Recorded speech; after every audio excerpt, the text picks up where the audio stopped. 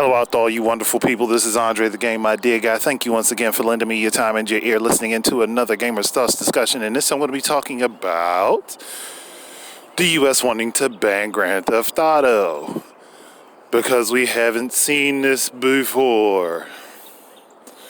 Now, the reason is that some kids stole cars and it's being blamed on video games. Now, let's remind people that history dictates that people have been violent, conniving, thieving, and such well before the existence of video games. If anything, Grand Theft Auto is just art imitating life, and not the other way around. But then all these people want to say, well, these kids were playing these games and they figure they're not going to get out of, they're going to get out of jail. They're not going to be in there very long. Well, of course, because when there's opportunity to put kids in jail, they're not going to leave them there. I mean, juvie was a thing when I was growing up. Like, with kids that committed bad enough crimes would be in juvenile hall for a good while. Hell, I knew a few people that went. Like, but now it's like, well, we're going to let everybody go. And I hate to say it, but during the times that there were riots, a lot of those people did get let go. So that provided the example that, hey, if I can commit these massive crimes and get away with it, I'm going to do it. And when I say riots, I do mean just when people were rioting. I'm not talking about the peaceful protesting that happened. I mean the actual riots that happened. There is a difference. Yes, there were some peaceful protests that started out peaceful and then something happened and it turned into a riot, but you can still separate those two things because they are not the same thing. And there's differentiating reasons behind some of it, but I'm not getting into all of that right now. The big thing here that I think about is you start banning this stuff, then you need to do it across the board. But it's going to get ridiculous. Like, are we going to be banning Super Mario World because Mario jumps on turtles and sentient mushrooms? Is that what we're going to be doing? Because we're going to say it encourages kids to find a turtle out in the street and step on it? Or are we going to, are we going to say that anyone who plays Madden is professional level capable of playing football? That people that might be good at playing Madden could keep up with the pros in real life? Are we going to make that concession? Are we going to say that because somebody plays Surgeon Simulator that they know how to do an open heart surgery? Are we going to say that? Are we going to say that people that play spy games and games that are built upon espionage know how to break into federal buildings and not be caught doing it? Are we going to say that somebody who plays Metal Gear Solid is going to build a weapon of mass destruction in their house? You got to think about logically where this leads. If you want to say that every time somebody plays a violent video game, they become a violent person, or whatever they do in a video game, they're going to imitate in life. I'm sorry, those people that do that stuff were probably already going to do it one way or another, whether that video game existed or not. And it's not like this conversation hasn't been had before. It's not like we haven't heard these things before. It's not like we haven't said these things before. You can go back to when Fraud Sarkeesian was screwing around with Hitman and saying that it's encouraged for you to kill non-targets in the game, which it's penalized in that game intentionally, and had someone drag a female character around purposefully. It's stupid. It's finding that, oh, well, this person played video games. Well, let's go ahead and put them in jail because they're about to do it. everybody who plays Call of Duty, are they a skilled war veteran of any kind? Are you going to tell me that everybody who plays Call of Duty can now pick up a gun and go fight a war? Please use this logic. But then to the flip of that, if we're going to say every violent video game that exists, or any instance of violence that exists in a video game, is something that kids are going to imitate, then wouldn't that count for action movies? Wouldn't that count for books that have a lot of heavy violence in that? Wouldn't it count for music? All of these mediums that have been prosecuted for the exact same thing, where it has been proven that it doesn't actually cause anything. It's the same as when Mortal Kombat caused an uproar. The people were angry about it being a bloody, violent game with realistic depictions of people.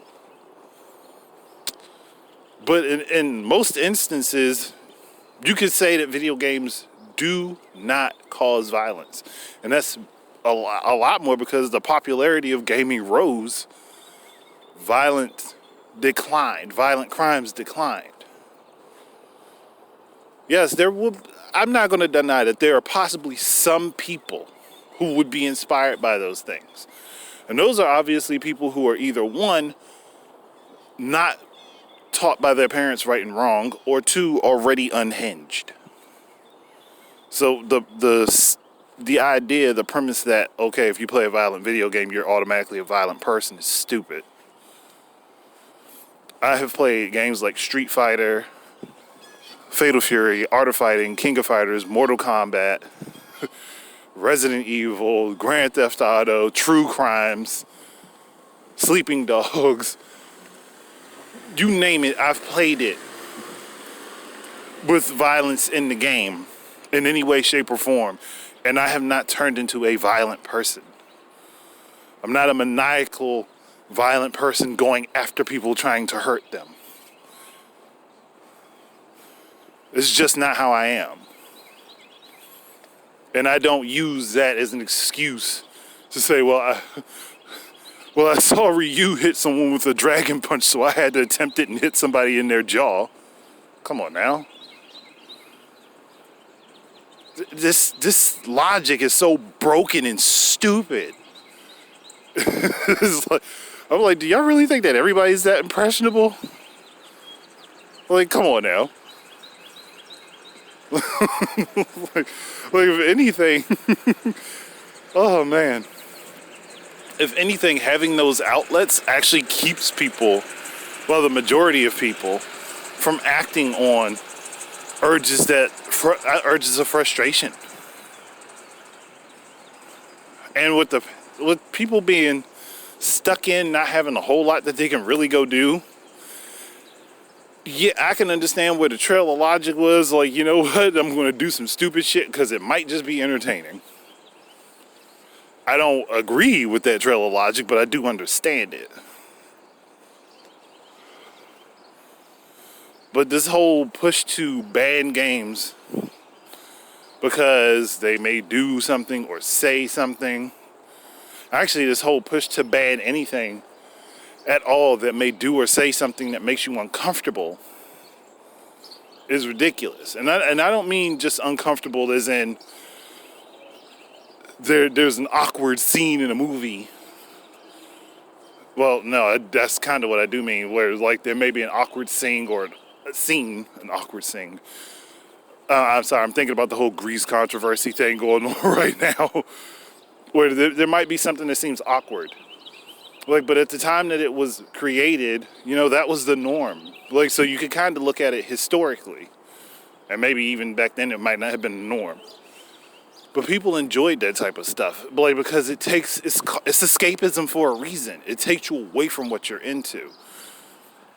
And it's not like we can just deny history and that it happened. A lot of people would love to, but then, like, again, you're doomed to repeat the mistakes of history you don't know. And it's like people apparently don't know all this crap has happened multiple times already. With, again, different frauds. that are looking for reasons to ban or regulate something with the government that they don't actually have to, because it's already regulated. When people talk about kids getting violent games, like, who the fuck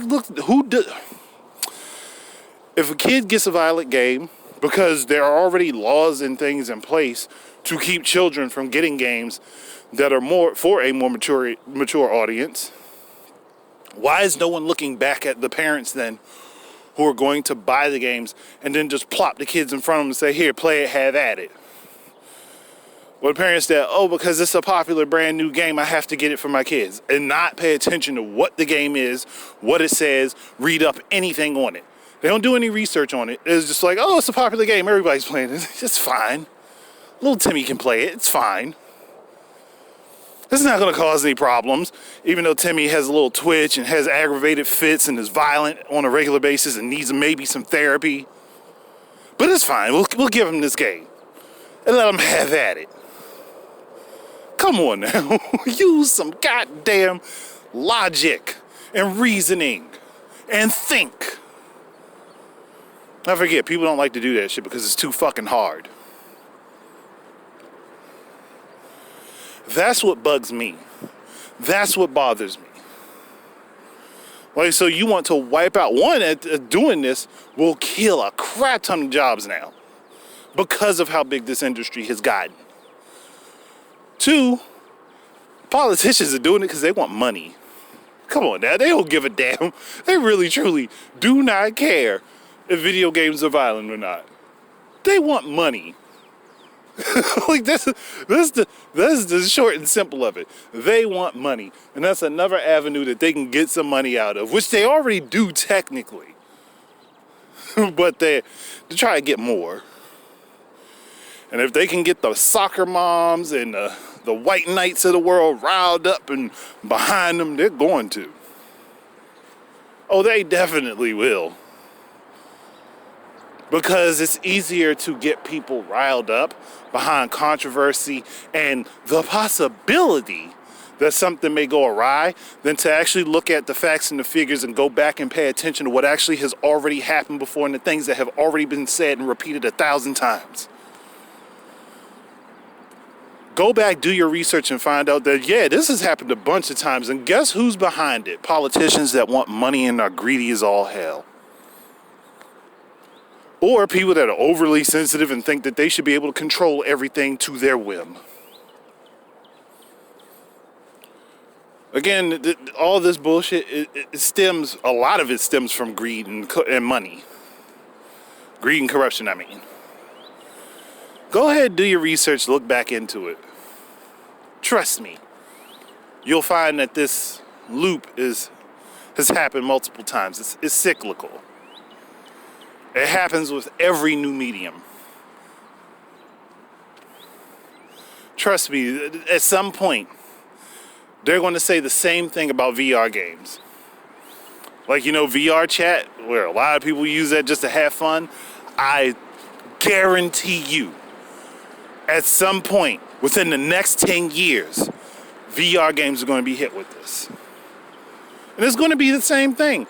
It's going to be, well, you're playing in a virtual space and using your hands and you see it as if you're in person and you can do things to people or make trouble. Yeah, it's going to happen. I guarantee you. But I'm done. I think I've exhausted this conversation enough and I'm irritated enough. So